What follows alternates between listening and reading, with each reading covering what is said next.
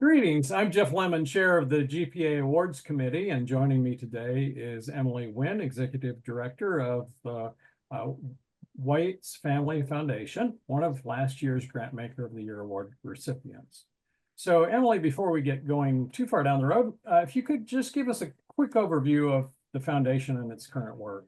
Sure. Thank you for having me, Jeff. Yes, we are a local private family foundation located in Omaha, Nebraska.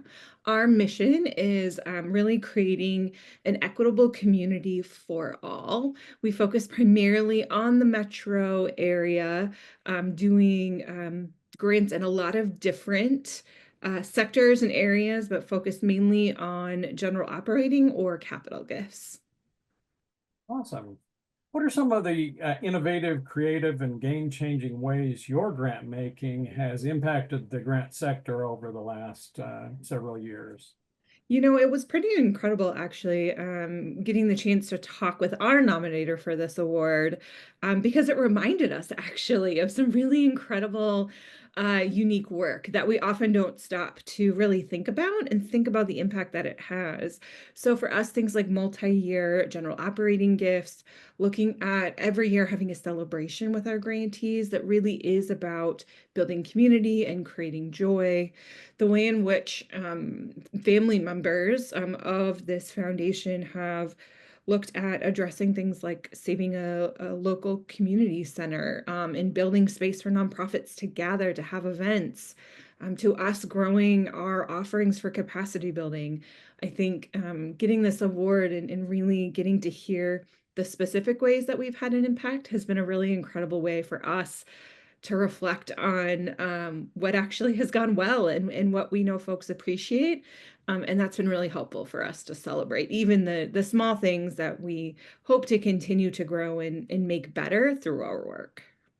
And one of the things we were particularly impressed with last year when we were speaking with you about the award was how you partnered with a local community college to offer classes to nonprofits. Say a little bit about that. Yeah, that for us, a former staff member of ours really wanted to bring the professional development to nonprofits and not just leadership, but entire teams. So we work with Metropolitan Community College in our community to offer a variety of classes, actually. We understand that nonprofit professionals are people. They have interests and things that they want to do. So we have done arts and crafts classes, we've done cooking classes, and we encourage organization to use those, because we know that in addition to maybe that QuickBooks class or that Excel class or that marketing class, these other what you might call more fun classes also have an opportunity for folks to unwind and de-stress. And we believe, especially right now, that's incredibly important for the nonprofit sector. So we actually provide those on a quarterly basis, and organizations are just able to sign up. They don't have to get reimbursed. We cover the cost for those classes and try to make accessing and signing up for those classes as easy as possible. And so it's been really great. We get lots of really fun, interesting photos from folks. One year we actually got a picture of a health clinic that took their team to goat yoga, was one of the offerings. So again, trying to think about people as whole people is really important for us in the mission of our work.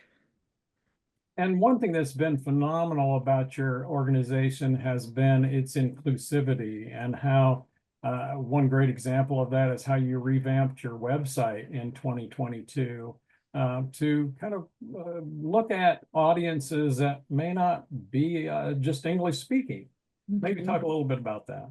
Yeah, we work with a local partner. We have an incredible nonprofit here in Omaha that does a lot of translation services, and they actually worked with us to translate our website into 4 additional languages, because again, we believe that that's important. But we also had someone with an accessibility lens look at our website. So looking at things like captions for photos. So if you have someone who is a screen reader, because they have a difference in their ability to see the screen, they can understand what a photo is and who's in a photo and a description of the photo. And so that's really important for us. In addition to us transparently including all of our information about our organization, about our values, about our process on the website as well. And of course, that takes additional time and resources of our team to keep that updated, but we believe that that's an important first step in maintaining that accessibility as a foundation. And a lot of the things that you do are so based on relationships and trust, real key values of the foundation. These values play a considerable role in how you interact with, respond, and respond to the needs in your community.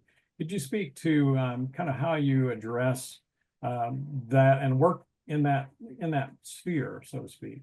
Absolutely. I think it starts for us with our grant application process and especially our reporting process. If you receive a grant from us, you are not required to do any sort of written report. We want to meet with you. We want to have the conversation, see your space, talk about what's going on.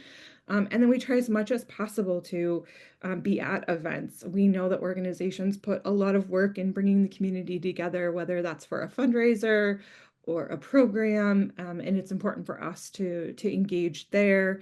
And then also, I think for us, it's about trying to stay as open as possible when unique needs come through that are not necessarily tied to our once a year grant cycle. So offering flexible funding support when there's something really innovative that happens or a very unique need that happens for an organization, being able to mobilize quickly to help support that is also really important to us as well. And so, yes, all of it is incredibly relational.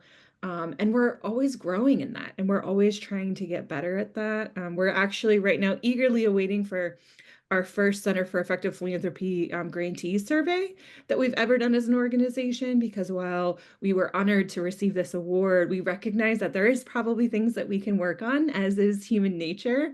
But we want to have the chance to learn about that. So, and make changes as a result from what we hear. And we had a great response rate, thanks to so many of our grantees taking the time to fill out the survey. And we really want to make some concrete changes based on that.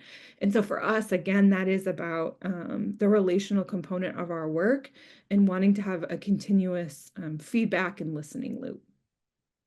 And what's another thing that I found with so many grantors, it's so difficult for many organizations to find operating support. And that's one of the things that you've really embraced in your grant making, is to say, well, you don't have to come up with some phenomenal new project. You're doing great work already in your community. And so here's some operating support monies to just help you through another year and be successful in what you do. Where did you come up with that idea as a foundation?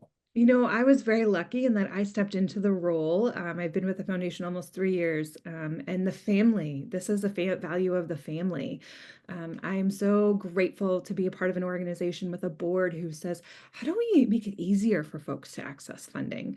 And so I got really lucky to work for an incredible family, and my predecessor, Katie, who's a family member, she also believed in that strongly. And so that value continues to be at the core of what the family cares about. And I think, especially in times of uncertainty, change, fear, um, the need for flexible funding is even more critical right now. And so we are always happy and open and want to talk to other folks about why we think this is important, because trusting organizations is critical.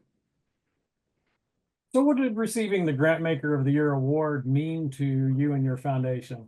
Yeah, we were really honored and humbled. I think when we went through the process and we heard from our nominator, again, it gave us a chance to reflect. We spent a lot of time looking forward and saying, okay, what's the next thing? What's the next need? How are we getting better? But it allowed us the chance to celebrate, which was really, really neat. And most of our team were able to actually go and be there for the award, and just pause for a moment. I think that really meant a lot to us to be able to do that as a team. And we're a pretty humble group, and so we don't do a lot of bragging about it. But I think within our team, it really meant a lot to have that award, but then also realize that we have a platform to talk about what we do and why we do it.